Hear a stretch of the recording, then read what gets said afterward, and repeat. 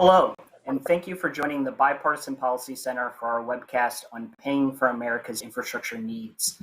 I'm Andy Winkler, the Associate Director of our Infrastructure Project.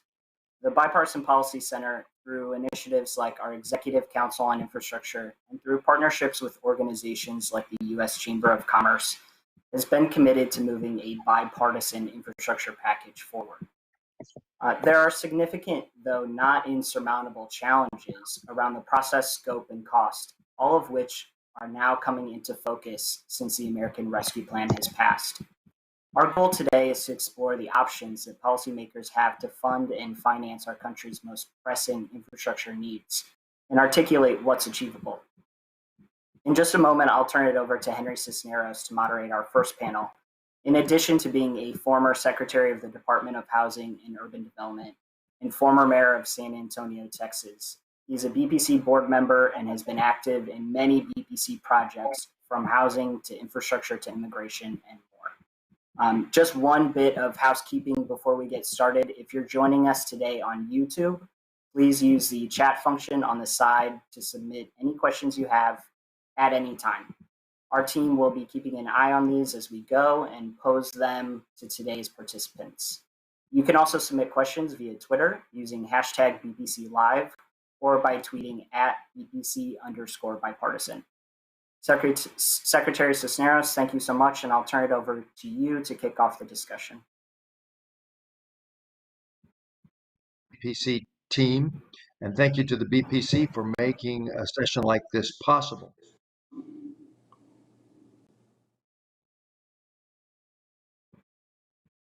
Service and in terms of their knowledge of infrastructure. Jane Garvey was administrator of the Federal Aviation Administration and the first under the system of serving a 5-year term. On her watch, she was responsible for restoring confidence in the airline system after 9/11 and in strengthening airline safety generally. Before that, she handled the Y2K transition and made major improvements to the air traffic control system. Jane's expertise is not only air aviation, but she was the acting administrator and deputy administrator of the Federal Highway Administration earlier, where she developed innovative financial initiatives that enable states to use federal highway funds more effectively.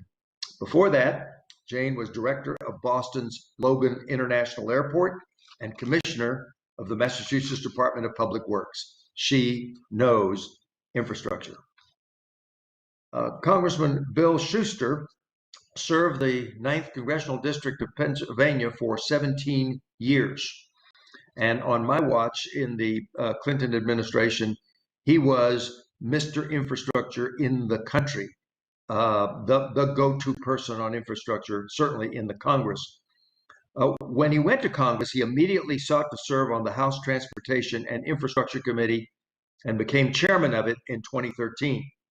He had previously served on subcommittees of that committee that focused on economic development, public buildings, railroads, pipelines, hazardous materials, and emergency management, and is credited with having had a hand in such important legislation relative to strengthening the country's infrastructure as Fixing America's Surface Transportation Act, the Passenger Rail Reform and Investment Act, Protecting the Infrastructure of Pipelines and Enhancing Safety Act, the Federal Aviation Administration Reauthorization Act of 2018, and many Water Resources Development Act authorizations. Clearly a person who knows the subject of infrastructure, which is what we want to focus on today. We have a half hour roughly to hear from these two national experts, as well as take some questions that we'll direct to them. But I'd like to begin by focusing on the job ahead.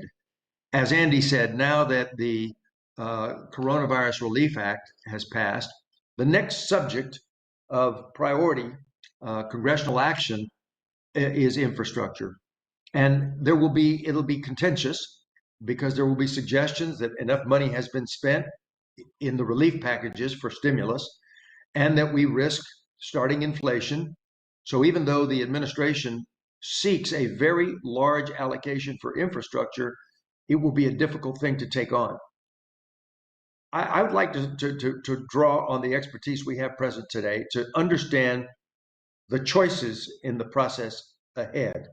Something about the scale of what is likely to be asked for, whether it can be done through the traditional reauthorization mechanisms, passing a surface transportation authorization, for example, and perhaps a water authorization, and then wrap it up and call it infrastructure, or whether this is likely to be something more like the relief bill that we just saw.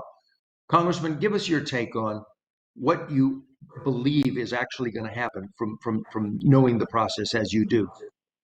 Well, thank you, Secretary Cisneros. A pleasure being here with you and Administrator Garvey, who I've known for years. And when she was at United, we worked with her and the board and the executives at United as we tried to pass aviation policies. But it's a pleasure to be here again in front of the Bipartisan Policy Center. What they bring together is really important to the country, important to thinking in Washington. And so to the question, what do I think is going to happen? To use a transportation analogy, the Congress and the administration are at a fork in the road. And as the Secretary pointed out, they could go one of two ways. They can go through the regular order process. Well, let me back up a step. The House will be able to pass whatever it wants for the most part, but the Senate's a different story. And that if it goes through regular order, which means it goes through the committee process, they bring it to the floor, and it's a bipartisan bill, they can do a lot more when it comes to policy. They can change policies, they can introduce new policies, they can do significant policy reworks, and again, introduce new things. It'll probably, if it's bipartisan, it probably shrinks the size of it, but if they go through the budget reconciliation process, which only takes 51 senators to vote for it, it limits them significantly on the policy changes they can put in place. And I think the example was in the COVID bill that just passed. They wanted to increase minimum wage. The parliamentarian ruled it out of order because under the Byrd rule, it does not allow the Senate to do significant changes to policy unless there's a bipartisan agreement. So again, if they go regular order, we'll get a smaller package, an infrastructure package, but it'll be broad, as the Secretary mentioned. There'll be other things included in there. There'll be things like broadband. There'll be things like improving our electric grid. How do we do that? And there certainly can be green initiatives in there, but they'll be more limited. Again, if they go the other route, a lot of those policy initiatives, they won't be able to get into that bill, but it could possibly be a significantly larger bill in terms of money. So that's what's going to happen. That's the negotiations going on right now. I think Republicans are very interested in doing an infrastructure bill. I think also one of the things that the Democrats have brought back is what they used to call earmarks. Now they're calling community project grants. It's where members can go into, whether it's the appropriations bill or a highway or surface transportation bill, and actually direct those dollars to go back to their district or their state for specific projects.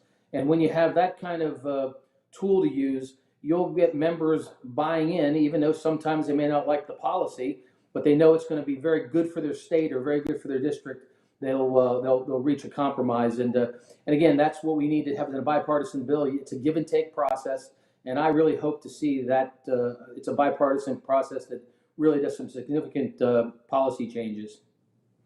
So just to continue for just a second on this, the regular order, there's a Surface Transportation Reauthorization Act, I believe, that's ready to be reauthorized, and there's some water initiatives, water development initiatives ready for that as well. That would be in the regular order. They would come out of committee in that form, correct? Correct. And then from some other mechanism, there would be broadband, electricity, and other things, and they would be grouped together and called an infrastructure initiative. Would that be the regular order process? That's what, yes, that would be a regular order process. Again, they can do it under reconciliation, but there'll be far less policy changes, new policies, because it's just under the Senate rules, under the Byrd rule, it will not allow it unless there's a bipartisan agreement. Got it. Jane, do you have a thought about how this is actually going to sort out? There are negotiations, but I know you stay in close communication with people who advise the administration, perhaps members of the administration themselves. Do you have a sense about where this is headed? think Bill outlines it very, very well. I think the chairman outlined it very well that, you have sort of the two options, the fork in the road, as he put it, which is absolutely right. I do think, however, if the administration continues to really talk about a transformational kind of bill, then I think we'll probably try to go bigger. And some of those issues like broadband, some of those issues like the emphasis on climate change and so forth, we may see reflected in the proposals that they put forward. So my sense is the administration may go bigger. But I agree with the chairman. It would be terrific to have some of those elements be bipartisan in nature. That's I know that one of the things I always remind some of the folks that I work with is all of this legislation is the art of the compromise. So there'll have to be compromises, but certainly bipartisanship is really the most successful way to go. Just to mention, though, go ahead. Go ahead. What is the nub of the question between the two of you? What is the deciding matter that will say which fork in the road to select? When will that happen, and what will make it happen? I think that the revenue that is needed to do a big package, where is it going to come from? I think on both sides of the aisle are talking about they need to pay for some of it.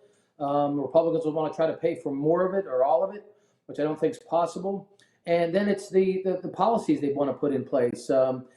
If they do a significant amount of policy changes for the green policies that they want to put in, the climate change policies, I think Republicans push back on some of those. I think, and I know that my Republican colleagues know, and I believe many of them support electric vehicles are here. They're going to get more and more, and so I think that's a place where they can come together on that and encourage and help support the charging stations and the development of those transportation systems. But again, the dollars where they're coming from is really going to be a critical area.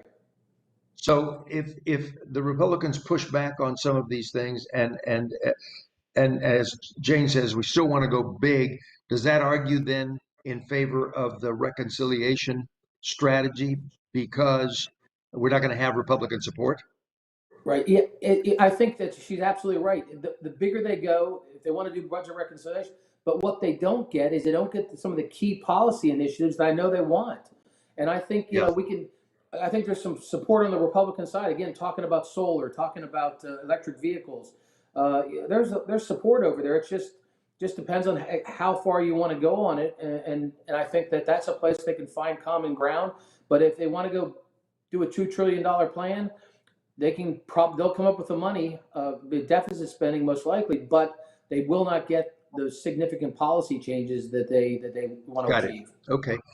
Jane, tell us a little bit about the scope of subject matter that ideally would be in an infrastructure package. Last week, the American Council on Civil Engineering indicated we still get a C- in our infrastructure for the country, but they outlined 17 different kinds of infrastructure, 17 things that go beyond, well, your expertise has been highways and airports, and Congressman Schuster has covered a whole range of things, but broadband is now increasingly being discussed.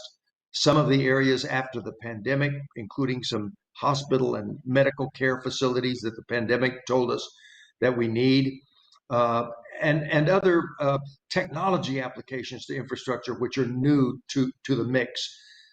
In your way of thinking, what would the ideal infrastructure scope include? Well, I think one of the reasons that this conversation is going to be so challenging, but also some terrific opportunities, is that we know that we need a strong federal source of funding. We need a robust federal program. But I think what we've seen in some of the work that we've been doing in the public-private partnerships is that there are a number of financing strategies that can be brought to the table to applied to a number of the things that you just mentioned. Broadband, for example, teaming with a service provider to initiate some of the broadband initiatives. We've seen that used successfully in Europe. I think that's the kind of approach that could be taken here. We've seen green bonds used. In fact, we're using green bonds now to help finance a very large utility and energy plant with one of the universities in California. So I think the point is that there will be multiple strategies that can be brought to the table for these kinds of new initiatives too. I also think I also think it's going to be very important to look at the programs that work. TIFIA is an excellent program. The PABS is an excellent program. But to ask ourselves the question, are there modifications we can bring to that program? Can we raise the PABS cap? Can we raise the volume cap, for example? Can we make some changes to TIFIA that might make it easier for rural communities to access those credit programs? So when I think of let's talk about the pay-fors, and I'll start with the congressman, but you please join in. Let's talk about the issues in paying for. I know, Congressman, that you've felt for some time that the gas tax based on per gallon increases has limitations because we're simply selling less gas in the future as we go to electric vehicles, and we're not going to be able to generate revenues from that. So there's talk about instead placing that on a per mile basis. But there are other issues in trying to generate pay for. Jane has mentioned other things that are outside the scope of the federal government paying for it all, like Build America bonds and private activity bonds and green bonds. Between the two of you, just give me a sense of what could be added here in the pay agenda, in the pay architecture of this thing.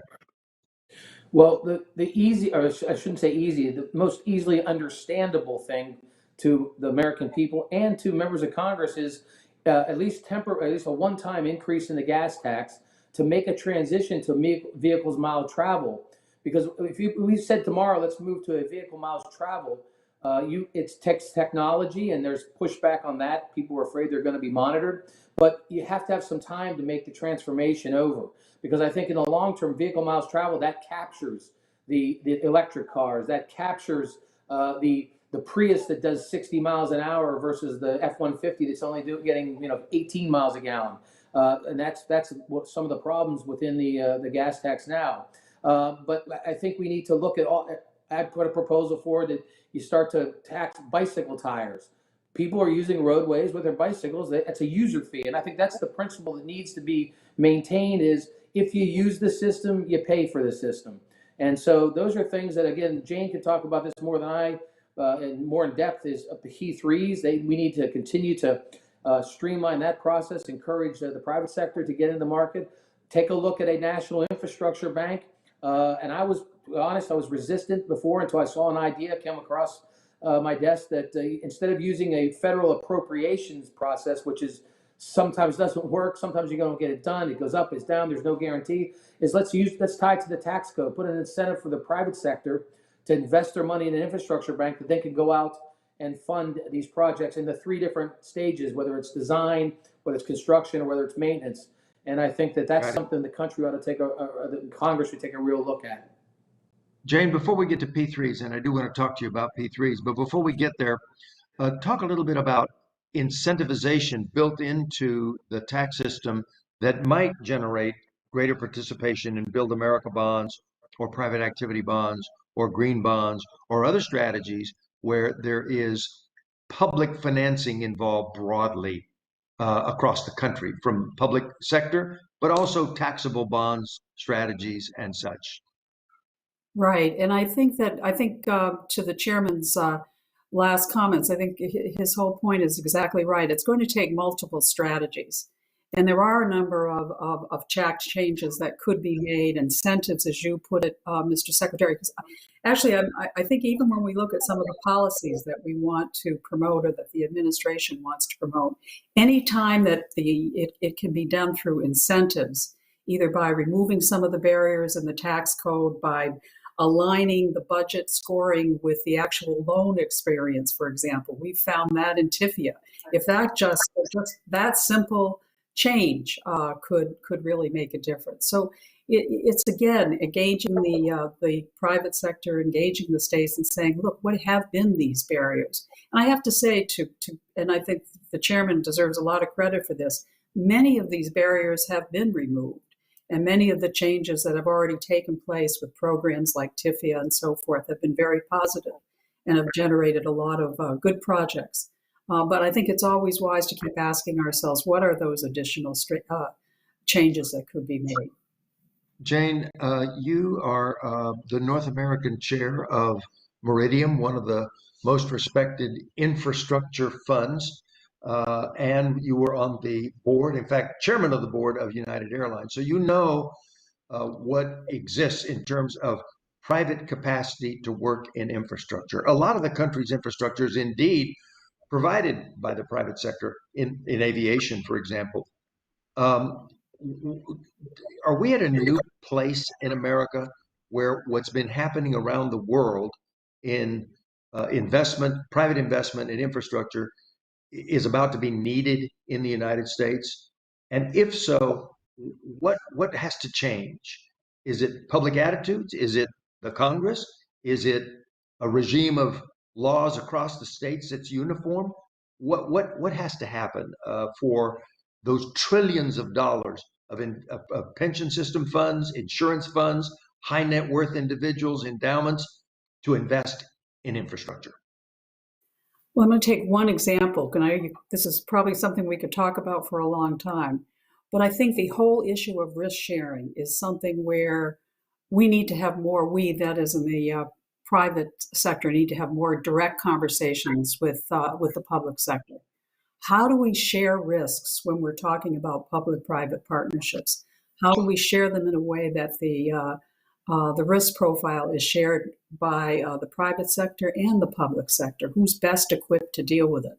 When we look at public-private partnerships, we often say that, well, the energy or the environmental issues are best dealt with by the government.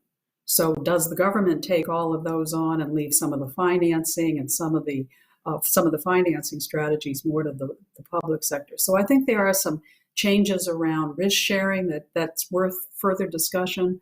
I think the whole issue about clarity of roles when you're talking about a public-private partnership is something that needs to be examined more. And we in the private sector also really need to spend more time understanding the kind of constraints that the public sector has, the kind of challenges they have, the pressures that they're under. So sometimes I think that sort of conversation and that sort of discussion really probably hasn't happened enough. So it's evolving. I think we've got some great success stories. The LaGuardia is one. The tunnel in Miami is another. The Long Beach courthouse. There are many. Transurban. You'll hear from them, I think, in the next panel. There's lots of examples there too. So there's a great deal, I think, that can be learned from just looking at those projects that are already in operation. So we're about to go to questions from our audience, but before we do, I want to ask each of you one final question in this round, and that is, are you optimistic that we will, before the end of the year, perhaps even as early as late this summer, see an infrastructure package that is on the scale that the country requires? Are you optimistic? On a scale of 1 to 10, what level of optimism do you have that we're going to see it? And if you can expand beyond that, what would you be guessing today about the scale of it and the way that it comes out? Does it come out of regular order? Does it come out of a reconciliation fight? What do you think? Put on your prediction hat, each of you, if you would. We'll start with Congressman Schuster. Well, to put it on a scale of 1 to 10, I put it at an 8. I think it's likely, very likely, we're going to have an infrastructure bill. And the scale of it, again, I think it comes down to if they decide, if President Biden and the leadership in the House and the Senate want to reach across the aisle, and the leadership in the House and the Senate want to reach back across the aisle, I think you could see a policy moving forward, probably in the magnitude of maybe close to $1 trillion, a little under, a little over. If they decide to go regular order, if they decide to go budget reconciliation, I think you'll see a package bigger than that, maybe approaching 1.7 trillion. Even at that level, that might be a little bit of a stretch, but I think you'll see a bigger package. But again, they'll limit themselves in the kind of policy changes that they can make to moving forward. You've mentioned policy changes a couple of times. What key policy changes do you think are of most importance to the Congress? I think it's right when we talked about broadband. If you talk about broadband, you've got pockets in the inner cities that don't have good broadband. But you go to the rural America, that's the red part of America. I know in my district there's challenges, and we're within a stone's throw of Pittsburgh and Washington D.C. A pretty good strong arm stone's throw, but and we need infrastructure. We need the broadband infrastructure. That's something. Infrastructure to dealing with a potential of another pandemic. I think everybody would be on board, and I think so you put that in the category of policy changes. Correct. As well as electric vehicles that are coming on. Right. I think Republicans all see that we are going to have to encourage the construction of charging stations. Electric vehicles are coming, and so I think those are places they can work together and move forward. Electric grid too, I didn't mention, but that's a key. Jane, your 1 to 10 prediction, and then something on the scale and nuance of it. Right. So with the chairman, I think it's about an 8. I'm optimistic. I think that there's enough common ground. I mean, just listening to the chairman now talk about the policies, I think those are policy changes, whether it's broadband, interest in broadband, or electric vehicles. I think there's enough sort of common interest there where a bill can be fashioned. In terms of the size and the scope, I don't know. I think I might leave that to the chairman, but I'd say bigger rather than smaller, and I'm still very optimistic. I think it can be transformational, and I really do think that in some ways, I think the pandemic has given us a real opportunity to come together on this. I think it will be transformational. The times require it, and this could be a really critical moment for our country. Questions coming from the audience. What should the role of the government be in supporting projects and new technologies aimed at bolstering America's infrastructure and closing the infrastructure funding gap? What should the role of the government be? Just a couple of sentences from each of you on that question. Start with Jane. I see the role of government as facilitator.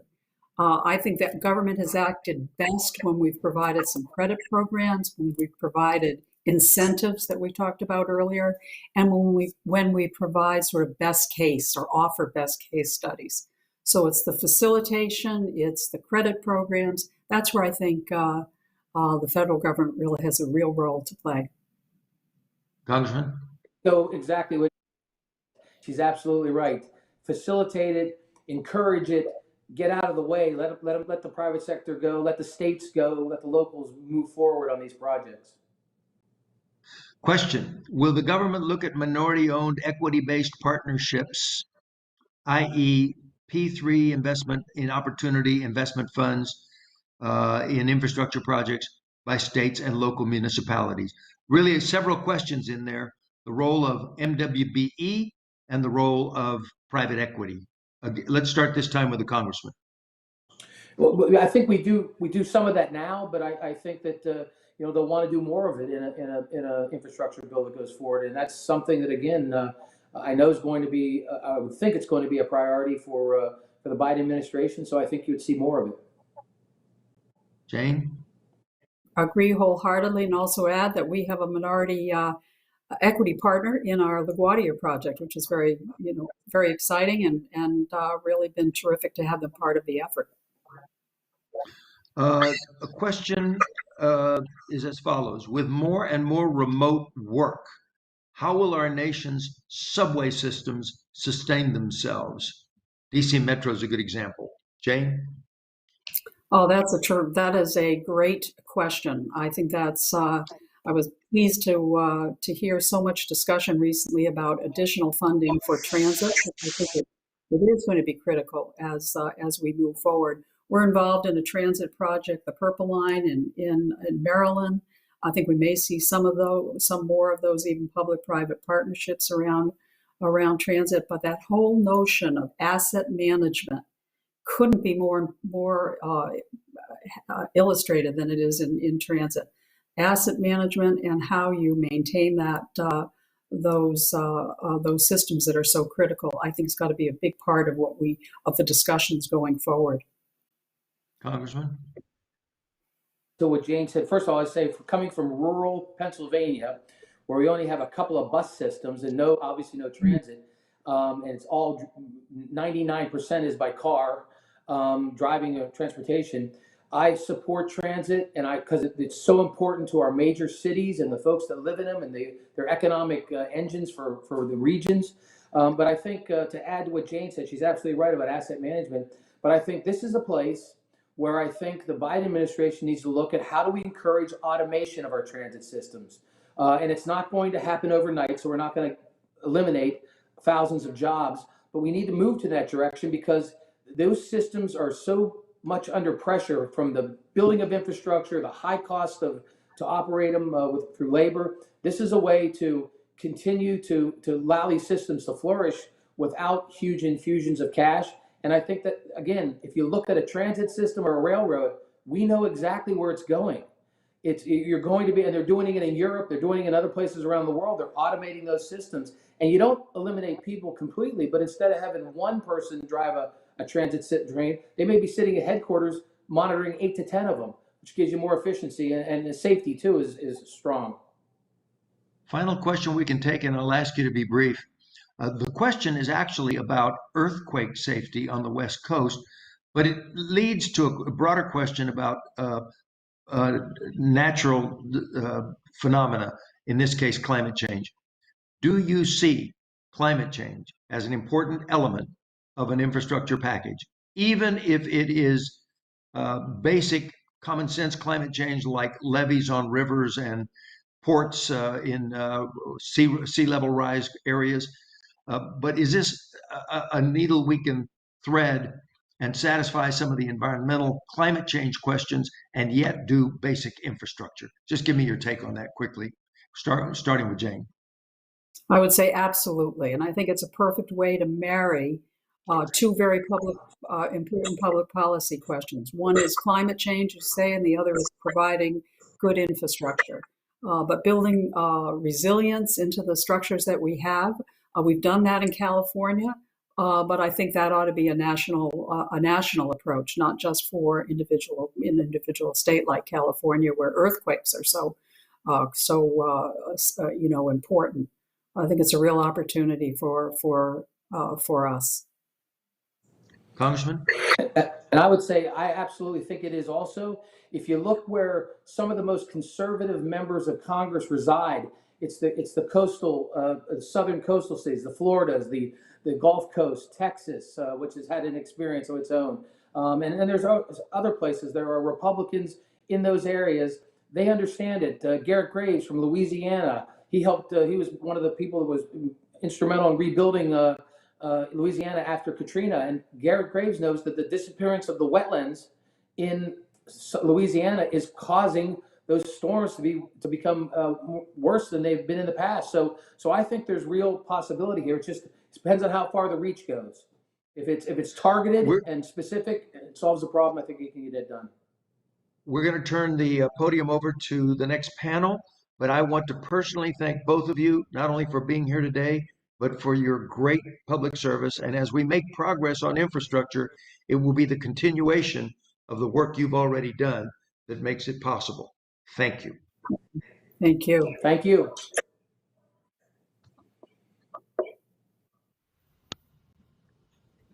Thank you so much, Secretary Cisneros, and to our panelists. Joining me now are Scott Goldstein, Policy Director at Transportation for America, Trish Hendren, the Executive Director of the Eastern Transportation Coalition, and Emeka Moname, Vice President of Corporate Strategy and Innovation at Transurban. In the interest of time, I will forego your very long biographies, but collectively say that our panelists have many decades of experience working on infrastructure issues at all levels of government and are the perfect people to help us dive into some of the topics that we heard on the first panel. As a very quick reminder, please feel free at any time to submit questions via the chat function if you're watching on YouTube or on Twitter using hashtag BPC Live or at BPC_bipartisan. We will take those submitted questions towards the end of the program. So I'd like to kick off the discussion with a question to Trish, since the topic came up on our first panel. We heard a lot about the need to transition away from fuel taxes as the main source of transportation funding to something that will provide more sustainable revenue over the long term. Vehicle miles traveled have been seen as potentially the best option there, but progress towards implementation of those pilot programs has been relatively slow. Your organization, the Eastern Transportation Coalition, is leading a mileage-based user fee study and has run several pilot programs. Maybe you could tell us a little bit about those pilots, what you've learned from them, and the implications for this conversation on federal transportation revenue. Great, thank you, Andy, and thank you for the opportunity to keep this conversation going. And since 2018, the coalition, in partnership with our state members and the trucking industry, we've actually conducted 6 passenger vehicle pilots. 4 of those pilots recently concluded in January in North Carolina, New Jersey, Pennsylvania, and Delaware. We also conducted a multi-state truck pilot in 2019, and currently we're doing a national truck pilot that will come to a close the end of this month. We're also gearing up for our 7th passenger pilot in the spring. So during this time, we've also done quite a bit of research. So yes, it's really important to do these demonstration pilots to help people understand what this concept of a distance-based approach could mean, what that would do to their personal wallets and their household, and just what this shift from a fuel tax-based to a distance-based fee would be like. So doing the pilots is important, but so is asking the public about their opinion. So we've conducted several statewide surveys. We survey the pilot participants, and we hold focus groups really to understand what is people's understanding about transportation, and again, this concept of how it's paid. We've also done quite a bit of financial analysis, again, trying to answer the question, what would it mean for me? What would it mean for you? We've been paying for our roads and bridges from a fuel tax for many years, so this is a big change potentially. So people want to know what it means personally for them.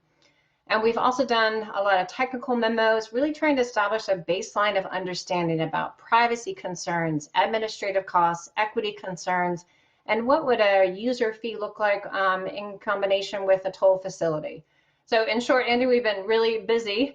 And to try to explain, why is an organization like the Transportation Coalition, why are we involved in this? You need to know a little bit about us. So we've been around for about 25 years, and we're a partnership of the 18 states, and that is giving DC statehood there, that go from Maine down to Florida. And we were created 25 years ago to really work on the movement of people and goods across state lines. The way we move is complicated, and we need to coordinate and also to work on really hard issues, such as how would we fund transportation? We got to collaborate. And so that's one reason my organization got involved. And also there was a grant program that was created by Congress, and I give them a lot of credit for really moving this conversation forward about a transition from a fuel tax to a distance-based fee. And in that grant work, a lot of activity was being done out west. I lived in California for many years. I loved it, but we're different on the East Coast. We have, again, a lot of movement across state lines. We have a lot of toll facilities, and we also have a really important truck movement. About 40% of our GDP is generated from this region. So we really want to make sure this national discussion had the perspectives of the Eastern Seaboard. So in short, we've been very busy. We've learned a lot. So I'll just highlight 4 quick things. I know we have a lot to discuss on the panel. So first off, and this came up in the first panel, that concept of user pay, it resonates. People get that. The more you use, the more you pay. The challenge is the public is not quite convinced that we have a problem. So we see like 2/3 of our study, people think that our roads are in pretty good condition, and almost 3/4 of people think that funding is increasing or staying the same. So that really puts us in a position of having to really talk to the public about why we need this investment. And the second thing we've really learned is we can do that conversation effectively if we talk about the importance of transportation in their lives. And I think this pandemic has shown all of us that importance of getting from toilet paper into the grocery store to package at your front door, and now vaccines into our arms. So this is an incredible opportunity. I'm even going the scale of 1 to 10 and 9, that we can really have a significant transportation program going forward for our country. So the time is really ripe. So the last two things we have really lessons that have come out from this pilot work is that any solution we look at needs to address both passenger cars and trucks. So we've talked about EVs already today, and also the fuel efficiency of vehicles. That's really on the passenger vehicle side so far. So it's really important to have an approach that would reflect that change. But then we have the trucking industry, heavy users, heavy payers of our system. We need to look at what approach would work for them and their complex environment, their heavily, again, regulated environment, and they have many fees. So we can't merge them together, but they both need to be part of that solution. And my final comment is pilots work. Having the in-person interaction with what a distance-based fee would mean, what that technology looks like, we see concerns about this idea drop. For example, privacy, that's an initial thing that's really of great concern. You're going to be tracked by the government. But in the pilots, we see people's concern from going around 50% very concerned, dropping down to about 20, because you get a better understanding of what the system, what this approach would be like. And we've also need to look at through experience what it would mean for rural communities, how to lower that administrative cost. So in short, the pilots have been incredibly important. We need to keep them going. We got a lot more work to do. Great. Just one quick follow-up before we turn to someone else. So you opened the door to the conversation about federal funding for some of these pilot programs. And if we were to envision a transition to a federal VMT or mileage-based user charge, what level of additional investment would the federal government need to make in expanding pilots like the ones that you're running? What areas or how easy would it be to implement sort of a nationwide pilot program? That's already something that's been floated by the Republican members of the House Transportation and Infrastructure Committee, starting with the Postal Service fleet. So maybe you could talk about how a pilot like yours might expand and where that funding could come from. Sure. I think, Andy, you raised a good point that the pilots so far have been focused on the state fuel tax. And so the question is, what about the federal fuel tax? And I think that work needs to be done there. There's a positive there that the federal fuel tax could be more simple approach. I would argue that maybe the federal fuel tax is not as concerned in which state a vehicle or a truck drives, while a state fuel tax obviously would be, because that is going to be dedicated to that state. So I think we need to look at that, and we need to approach that differently than we are on the state side.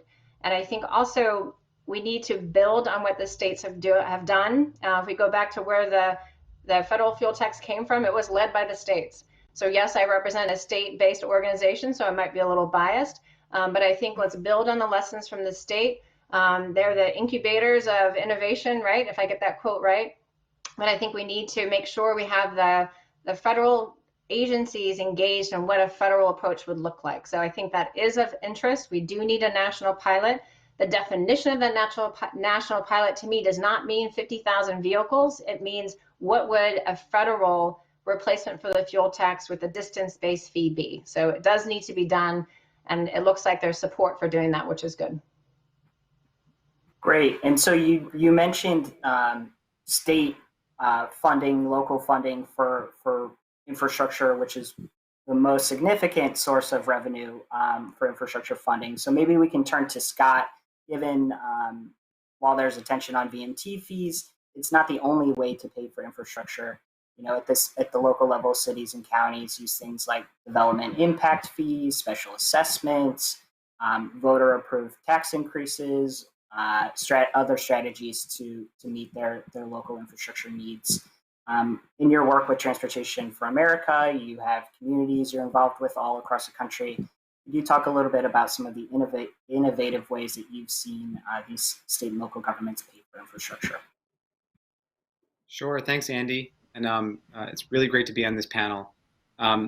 Just for those who don't know, Transportation for America, we're a national alliance of state and local officials.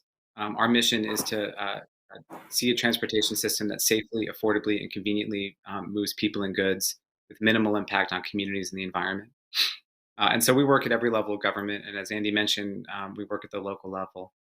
And there's so many things that local communities are doing. You mentioned a few of them. Tax allocation districts and other things are important. But the number one thing that we see is that there's an outcome, there's a goal. local leaders come to their citizens and their communities, and they say, we are going to fix our infrastructure. This money that we're asking you to pay through whatever fee it is going to go into maintenance. Or perhaps it's going to go into expanding a rail line or building sidewalks and connected infrastructure for people who want to get around outside of a vehicle. When we find that infrastructure revenues are proposed just for the general fund, for general infrastructure purposes, they don't pass as often. So you see statewide and local ballot measures and other revenue get approved when there was a real clear goal and an outcome that lawmakers and policymakers can point to, and then you can see that it was achieved with that revenue. So I think that's the biggest thing that we want to highlight. And at the federal level, that's really important. For my organization, we certainly know that how to pay for infrastructure is important, but we really want to focus on what it is that we do with the revenue that is raised. And the system that we have is, it's roughly 70 years old, and it's still, the broad strokes are the program that we've had since the highway program was created back in the 50s. And so we should be thinking about whether this is the program that we want going forward. And then, if not, let's reform it and let's tell the voters and the public, here's what we're going to do with the revenue, and we need this much revenue, and here's how we want to raise it. And we think that'll be a much more productive conversation than we don't have enough money, we need to raise more money, and we promise to spend that money once we get it. And so for my organization at the federal level, we have three priorities. That's maintenance, safety, and access. And so we really want to see reforms that truly get to fixing our roads and our bridges and our transit systems. We want to see infrastructure investments prioritize safety so that we can deal with the epidemic of pedestrian and cyclist and fatalities on our roadway networks. And access. We want to see our roadway and our infrastructure systems designed to, as efficiently as possible, get people to the things they need, the jobs and essential services, not just by driving, but by every other mode of travel that might be out there. And so, happy to talk about any more of that in great detail, but just to bring it back home to your initial question, we think the most important thing is that policymakers can say, we're going to raise this revenue. Here's the vehicle by which we want to do it. Here's why it's important. This money is going to go to this type of thing in your community. And here's how we're going to measure success. We're going to hold ourselves accountable. You're going to see the maintenance or the new asset be built. And then we think voters typically respond to that pretty well. Great, thanks, Scott. So I wanted to turn to Emeka. This is something Scott mentioned in wanting to build more cost-effective, better infrastructure that meets the needs of the communities where it's being built. Our first panel also talks a little bit about needing to leverage not only the capital that the private sector brings, but also the expertise and innovation that they can bring to projects. Around the world, the private sector has been involved with infrastructure in all kinds of ways, from construction to financing to operating infrastructure assets. Today, P3s, public-private partnerships, are becoming increasingly common in the US, and we have a handful of case studies, both successes and failures, yet the details of kind of how they work, the ins and outs of P3s, what value they bring, aren't really well understood by the public or really outside of the sort of transportation infrastructure industry. And a lot of people are skeptical that they bring any value to projects. What should policymakers know that they may not be aware of when it comes to thinking about the private sector and what they bring to the table? Great, thanks, Andy, and a very good question.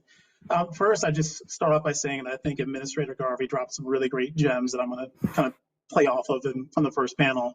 I think the first thing we'll do is just a quick 30-second P3 101 spiel. So think about a public-private partnership. It's an agreement between a public and a private partner to deliver a project by assigning roles and responsibilities to the party best able to manage those. You heard Administrator Garvey mention that.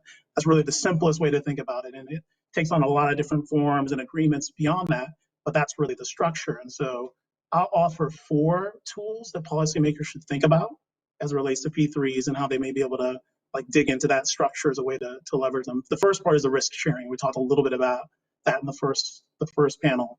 The ability for the private sector to be able to take on risks that it is able to handle in a way that limits the impact to the public. And I think really one of the best examples and really kind of time appropriate examples is COVID.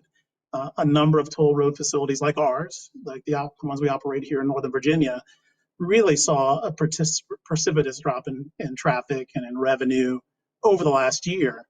And that came at no impact to the state. In our agreement, we were able to absorb that drop in revenue and still continue to provide the level of service that was required under the contract. So the ability to structure a P3 to put risk on the party best able to handle it, because we have a 50-year concession, we're able to look into that 50 years, manage those costs over a longer horizon. I think the second tool is the acceleration of delivery. So with the capacity financing of the private sector, our public partners are able to deliver projects sooner than they might normally do under their normal structure. So in my previous life, I worked as the head of a state DOT and actually worked with my panelist colleague, Trish Hendren at WMATA at a transit authority. And like most public authorities, you're looking at transportation programs and needs that dwarf what you have in capital budget capacity on a fairly regular basis. The P3 structure gives you the ability to use financing, private sector financing, to pull projects forward that might take, frankly, decades to take place. And really, a really good example of that I'll give that we were involved with here in Northern Virginia is as the state was courting Amazon to bring them to the region, one of the things that Amazon was looking for was investments in infrastructure and transportation infrastructure to facilitate the development of a headquarters at National Landing. We were able to work with VDOT within the structure of our P3 to advance the capital to deliver those improvements far faster than VDOT would have under normal circumstances. So accelerated delivery is one other tool. The third one is the ability to provide and maintain existing infrastructure at a higher standard. Our agreements have a level of service that's demanded by the state as in terms of the quality of the road surface, all the elements within the infrastructure that were required by contract, with penalties if we're not able to deliver that. So you're able to kind of meet the need of not just bringing new infrastructure, but also maintaining our existing infrastructure, which we know is frankly the biggest part of our infrastructure funding gap requirements. Then the fourth thing, which is really a large basket of opportunities, is really the ability for the private sector to be a fantastic partner for policy objectives. The combination of the capacity to hire the right talent in the private sector, the resources to be able to bring financing and talent to bear to solve issues like community issues, climate issues, even frankly, the pressure that we're feeling from our investor community. The rise of ESG in terms of being one of the really important things that investors look for when looking for investment opportunities is driving us to be a real solution provider for our public partners who are doing projects. So that's really one of the benefits that I think we're able to pull forward. Last one I'll even mention related to that, tying back into even what Trish mentioned about the NBUF or the user fee, is that technology. Because we're a private company, we are thinking about disruption. We're thinking about what technology does to our businesses. We're able to bring that perspective and help state governments future-proof. And just think about how does this asset change over time? How does the way that people use this asset change over time, and what investments are required to be able to accommodate that? So those are just four levers that I think that within a P3 structure, our policymakers can look at pulling and working with those private partners to deliver. Great. Trish, maybe you can connect that last point that Emeka made about E3s and mileage-based user fees and some of the examples that you've learned, given that there are many prominent P3s along the Eastern Seaboard corridor, including a lot of toll roads run by Transurban out in Northern Virginia.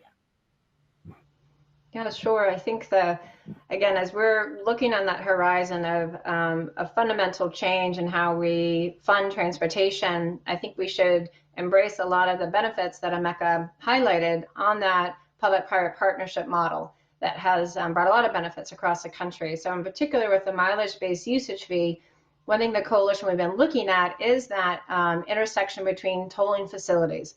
There's a lot of knowledge there as far as how do you handle interoperability. Again, I grew up in the DC area, so we used to have multiple tags in our cars. But the toll industry has moved past that. So that connection between what lessons can the private sector bring to this potential future way of funding our transportation system is going to be critical. And so we are partnering with Transurban to start that. Is the seventh pilot, the passenger pilot we're going to be doing with Transurban in the spring. And it really is to look at some of those implementation barriers with mileage-based usage fee. Is there a way of using their expertise that we can lower the administrative costs on processing payments? What does kind of the governance structure look like? How can we learn from their expertise and others, and also show that the technology is ready? So I've heard, Andy, you had mentioned about, a federal system. We hear often that, we're not quite sure technology is ready, but we have seen in our pilots that technology today is ready to capture travel across many states.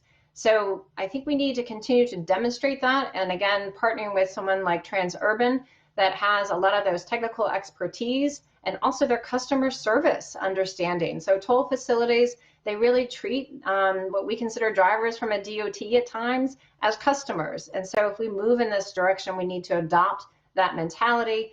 And finally, it's really pushing innovation with this private partner. And what I mean by that is, what else can we do with this use-based model? How can we think about congestion mitigation from cordon pricing, time of day pricing?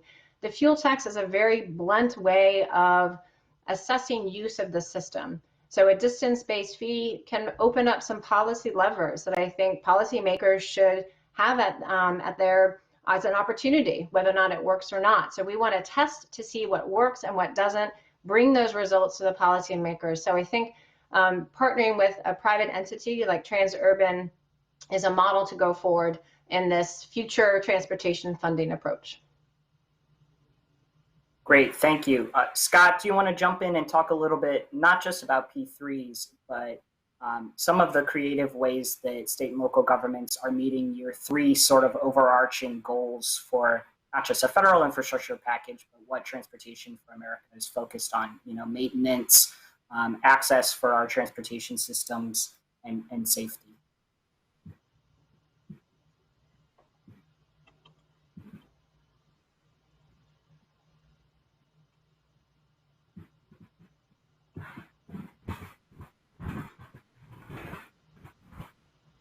I just was told I was on mute. Forgive me.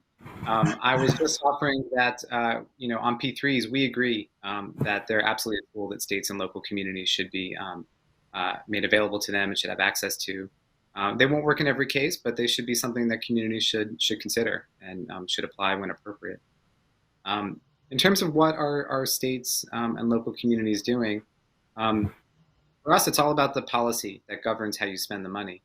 And so, many local communities have adopted complete streets policies that require these sorts of designs and approaches so that, when they invest their dollars, they're doing so in a way that puts safety first, that puts vulnerable road users first. On the maintenance side, there's really, unfortunately, not a commitment to maintenance. We do a report every year that we call Repair Priorities. And what we see is that the maintenance backlog is growing virtually everywhere we look, despite more and more money put into the system by states and by the federal government. And it gets to our priorities. New capacity tends to get more attention and tends to generate more excitement than repairing our broken infrastructure. So we want to see policy at every level that says that maintenance has to be prioritized. And we think, the people and the network users, the roadway users, the transit users will all appreciate fixed and improved infrastructure.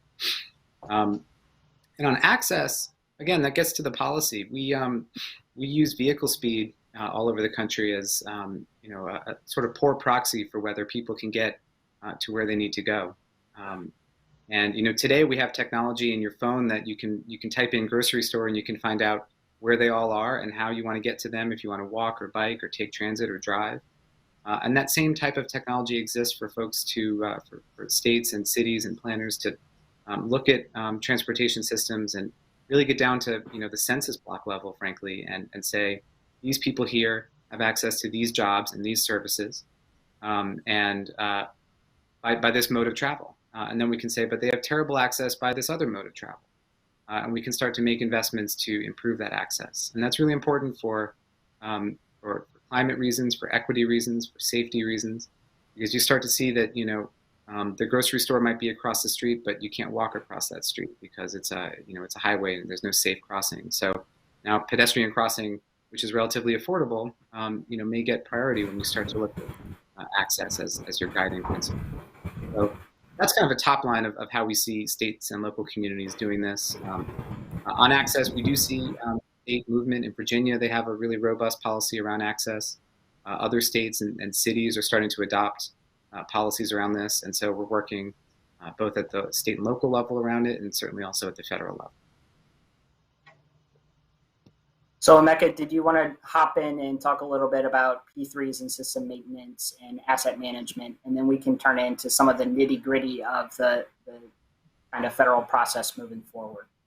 Sure. No, I just wanted to pick up, I think Scott was exactly right. P3s are in no way a panacea, and that does not apply across the entire program. Frankly, it's a fraction of the way that we should be thinking about delivering the investment in our transportation network. I do think that there are some really interesting approaches where other parts of the world are doing things around system maintenance that we could lean into in this country. There's an approach called asset recycling, and we've seen this a lot in Australia, where our company is headquartered, where the government is partnering with a private party to bring an existing asset already being told or being priced in some way, and then entering into a long-term lease concession agreement with a private party to do the system maintenance, to bring the capital into that asset that might not otherwise be available. And then what it does is it does free up the capital that the public might spend on that asset to go somewhere else. And in fact, one of the things the federal government or the national government did in Australia is they actually incentivized state and local governments to do this as a way to release additional capital, almost like we call it an additional stimulus, to find a way to find kind of the money that's already in the couch cushions and bring it out and use it to reinvest in the system. It's just a creative way to think about finding, almost like refinancing a home, finding money that's already within an asset or resources within an asset and releasing it to apply it to other priorities, and then leaving the private sector to be able to deliver on it. So that's something that's a kind of an idea that's gaining some traction in some circles here in the US, but it's a new approach to system maintenance. Great. So maybe we can turn to Trish. And one quick reminder to everyone watching, please submit any questions you have. We're about to turn over to audience submitted questions. So feel free to submit them if you're watching online on YouTube, or tweet at using hashtag BPC Live or at BPC_bipartisan. Trish, maybe you can pick up on Emeka's point about asset recycling, and some state and local governments, given the magnitude of needs that they have, are looking for every source of potential revenue that they have to cover their costs. Could you talk a little bit more about some of the success that states in your alliance have had in raising the revenue they need to cover their infrastructure needs? No, sure. And I think one of the main lessons that kind of is in bright light to me from the work we've been doing on exploring this distance-based fee, the use-based fee approach, is as an industry, we need to do better on starting with the value of transportation. We've touched on it a little bit today. That's the ability to go to the grocery store, get to work, to have access to opportunities. And I think that if we start there, I think our ability to have a more robust conversation with the public will increase. And I think if you look at where states have been and local government have been successful in raising funding for transportation, is when they come out, to Scott's point, with a really specific outcome. So if we have this additional funds, this is what you're going to get. And I think you also get that on toll facilities. The expectation is you're going to have a more reliable trip, you're going to have better quality, and people are willing to pay to ensure that they're going to get to the daycare to pick up their kids and not have a fee. So I think we need to really look at those successes on explaining to people the benefit to them of these investments. And the last comment I will make is on the mileage-based usage fee front, we have seen some state action. Quite a bit, I would say, in a pretty short amount of time, with Utah passing legislation that created a volunteer program in lieu of registration fees, and then Virginia also passed legislation to start a mileage-based usage fee program. And I want to highlight Virginia in particular because we're hearing a lot about EVs and how that's really going to undermine our funding stream. but that's a long way out. It is incredibly important for the country to move in that direction, opportunities for jobs, for really becoming a leader in that area. But in the near term, it really is the fuel efficiency. Our cars and trucks drive farther on a tank of gas, but it's not very good for the roads and bridges. And what Virginia did is they looked at that lost revenue from that fuel efficiency. So as we're looking forward for both the federal fuel tax as well as state, I think we need to look at EVs, but also really look at what's undermining the funding. But again, back to my earlier comment, like how we're going to be successful is if we start with that value of transportation on the state level as well as the national level. So I'll get off my soapbox, but it's been clear finding from our work to date. Great, thanks, Trish. So I wanted to get into one of the threads that the first panel talked about, which is sort of the nitty gritty of the process moving forward at the federal level. Scott, you've mentioned so many priorities that Transportation for America has for not just federal infrastructure, but state and local policy. If the package moves forward without sort of Republican support through a bipartisan, regular order process, do you think that you can see all of the changes in policy that you would like to through, reconciliation? Right, that's a great question, and I agree with the first panel that there's a lot that you can't do on the policy front in reconciliation. But the COVID relief bill that just passed provides a model. In the transit space, capital programs were used to distribute operating funding, and that was done through reconciliation, and it was also done in the two previous COVID bills. That was the third time that emergency funding was provided, and so you can repurpose existing programs for certain priorities, and it's clear because just looking at what happened with transit that it can meet the reconciliation requirements. And so, we think that there's a way to say, for any highway funds provided through reconciliation that we should prioritize maintenance. We think there's a way to put some safety requirements on, for example, highway funds that are prioritized. And so some of this can be done. But yeah, absolutely. The fundamental reforms that we think are necessary probably can't get accomplished in reconciliation and require the regular reauthorization process. So I want to turn now to some of the questions that have been submitted by the audience. First up from Eric, he asked, historically, state and local governments cover the majority of annual infrastructure outlays. Is that a trend you believe will continue? Will the federal government still subsidize financing mechanisms? Maybe Emeka, you can jump in on the second half of that, the financing mechanisms, and you can all chime in on whether we expect continued robust federal funding for transportation programs and other infrastructure.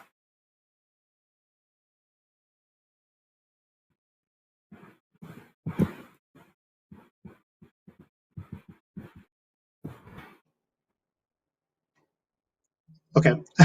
I think that what we can expect and we should expect is the continuation of that facilitation role at the federal level, which is providing incentives. And one of those is access to low cost capital.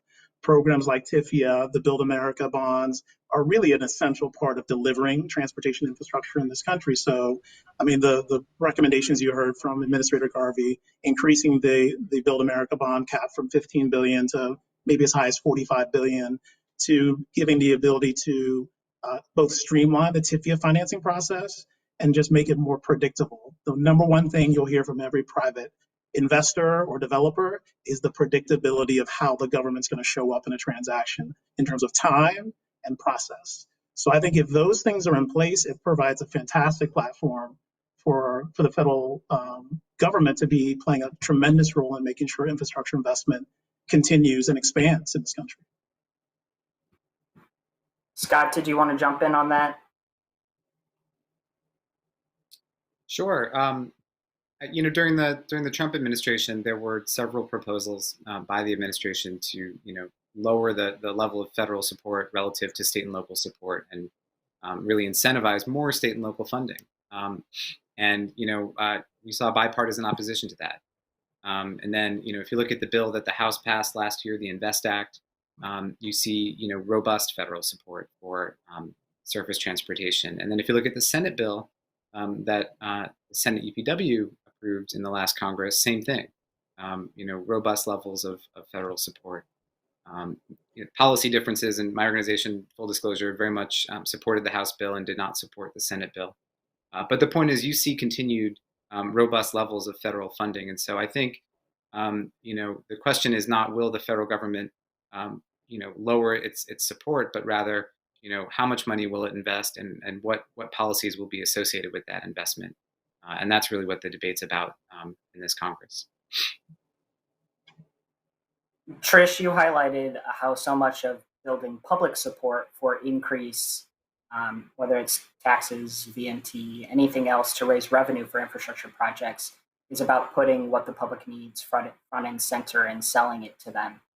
As you think about kind of the federal conversation moving forward and some of the headwinds, so example, now having a $1.9 trillion package that has quite a lot of funding for state and local governments, some of whom needed it, some of whom probably didn't.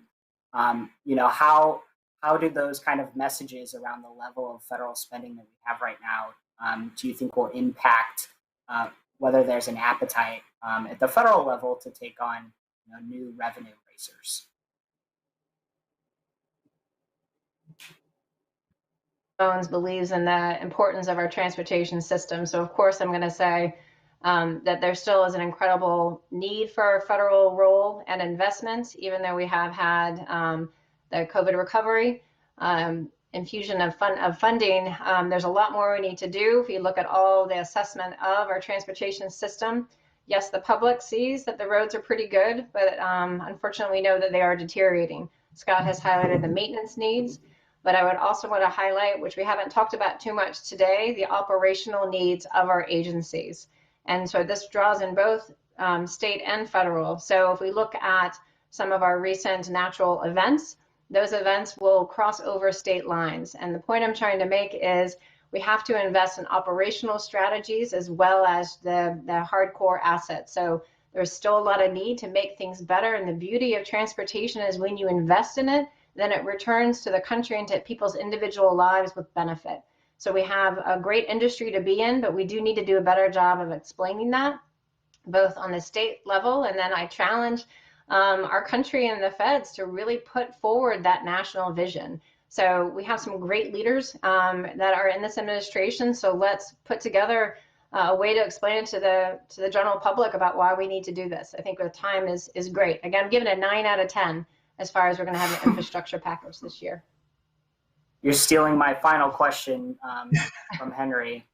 So one quick question before we wrap up, another one from the audience was around how do we sort of prioritize or pull in minority and women-owned enterprises. I think there's a broader question around how we tie an infrastructure package to labor and jobs, as well as making sure that minority communities, underserved communities in the past, that there is a focus on equity in whatever, not only package we have moving forward, but in transportation policy generally. Emeka, I don't know if you wanted to hop in on the P3 side of that equation, and then maybe Scott, some of your priorities at the federal level. Yeah, I'd love to. This is something that was really brought into sharp focus. We brought some investors into our assets in Northern Virginia recently, and I think that one of the things that surprised us in that conversation was their intense focus on ESG. We spent quite a bit of time talking about what is going to be the environmental, social, and governance impacts of your business on the region, on the country. And so I would say that in the same way that we're hearing the public sector stepping to the table and forcing, frankly, demanding that conversation, the investment community is doing the same thing. So I think there's kind of this perfect storm where you have pressure on both sides for companies like ours that embrace those values to really look for ways to integrate, broaden the tent, and bring in more diverse employees, contractors, investors. It's very much on the table. So I think that we're very much focused on it. We're being told to be very much focused on it. I think our public sector partners can facilitate those conversations with us as well. Scott, any quick thoughts to add there? Well, certainly there's much that can be done to make sure that women-owned and disadvantaged business enterprises get access to funding at every level, whether it's federal, state, or local funding, and there has to be policy to make sure that happens. But for us, we also want to see that the infrastructure that's built prioritizes equity. And so just one example, we have to have electric vehicles, and we very much support having that. But if you cannot afford a car today, you cannot afford an electric vehicle tomorrow. And so as an organization, we want to make sure that we're building a system that everybody can afford to access. And so that means, how do we provide affordable, reliable transit? How do we provide communities where it's safe to bike and walk? And if you're driving, how do we provide a commute that is shorter, more affordable, and more convenient? Which means bringing destinations and housing and other things closer together, and designing our system, as I said earlier, around access. And so if we do that, we can also improve equity by making jobs and services within reach of more people at a lower cost. Great. And so we are at time. So I wanted to Scott, if you have a quick prognostication. Trish is a 9 out of 10 on a federal infrastructure package. What is your take? Well, I'm optimistic. I don't know if I would give it a 9, but maybe a 7. Emeka? Well, the easy answer is 8 for me, but I would agree. I'm fairly optimistic as well. The conversations we've had are all very positive. So maybe 8, 8.5 to get a little closer to Trish. Great. Well, thank you all for your time and for participating. Thank you, everyone watching, for making the time today to join us. On behalf of BPC, we really appreciate it. Please be sure to subscribe to BPC's YouTube channel for any notifications of upcoming events and other BPC video content, and subscribe on our website for BPC's newsletters, blogs, papers, etc. With that, I will end it and really appreciate everyone's time. Stay safe.